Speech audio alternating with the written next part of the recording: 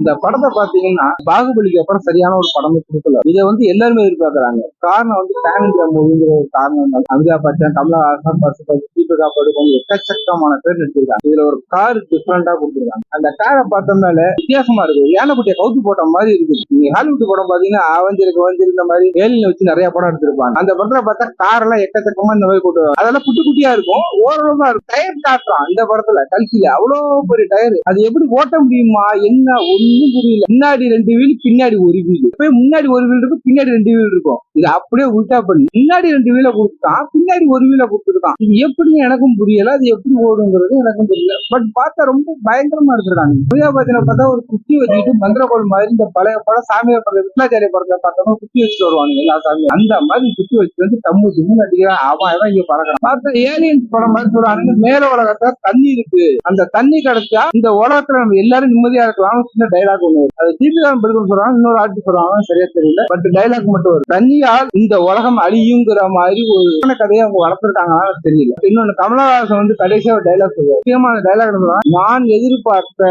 பிரபஞ்சம் என்னை தேடி வருகிறது. அந்த உலகம் என்னை தேடி வந்துட்டு இருக்கு ஒரு உலகம் அப்படிங்கிற மாதிரி சொல்றாரு. இது அமிதாப் பச்சனோட டைலாக் எதுவும் நமக்கு சொல்லவே இல்லை. அவரோட ஆக்ஷன் பாடி லாங்குவேஜ் இது மட்டும் தான் ஃபுல்லா காட்டியிருக்காங்க. பிரபாஸோட டைலாக் அவ்வளவா இது கமல்ஸோட டைலாக் மட்டும் தான்.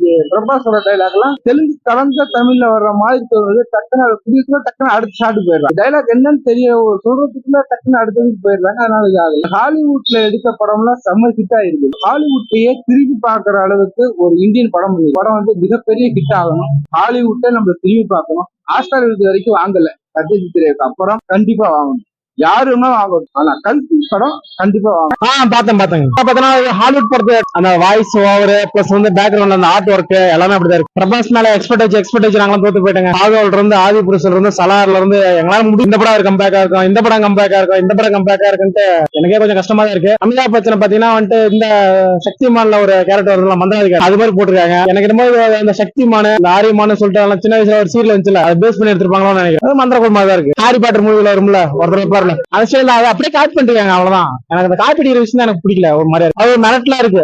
அவரையும் பார்த்தா அந்த இதுல மாய அமைச்சுக்கிறான்னு சொல்லிட்டு ஒரு சீரியல் ஓடிச்சுல அதுல ஒரு வில்ல கரெக்ட் வரும். அது மாதிரிதான் இருக்கு. நான் படம் நல்லா தான் வைக்கிறோம். இது மேக்ஸிமம் மினிமம் கேரண்டி பிலிமா தான் இருக்கும்.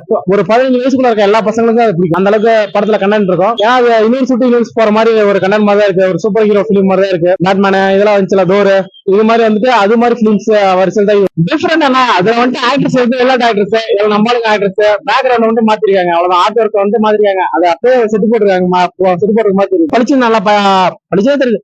எது ரியல் இடத்துக்கு போனாங்க. எது செட்டு நல்லா பழிச்சுன்னு தெரியும். அந்த நார்மலா தெலுங்கு படத்துல நாலு இந்த ஃபைட்டு மசாலா ஃபைட்டு மிளகா கார ஃபைட்டு அந்த அம்மா அப்பா சென்டிமெண்ட் அண்ணன் தங்கச்சி சென்டிமெண்ட் இதெல்லாம் எதுவுமே இல்லாம தரமா ஒரு படம் எடுக்கிறாங்கன்னா நம்ம சப்போர்ட் பண்ணலாம். தப்பே கிடையாது. படம் நல்லா இருக்குன்னா கதை நல்லா கண்டிப்பா கிட்ஸுக்கு ரொம்ப பிடிக்கும்.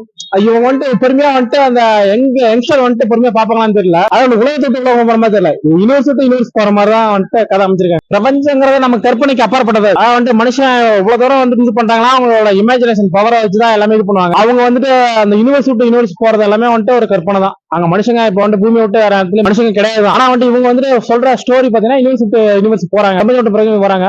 இந்த பிரபஞ்சம் நம்ம நோக்கி வரப்போ அவரோட இமேஜினேஷன் பவர் என்னன்னு தெரியும்.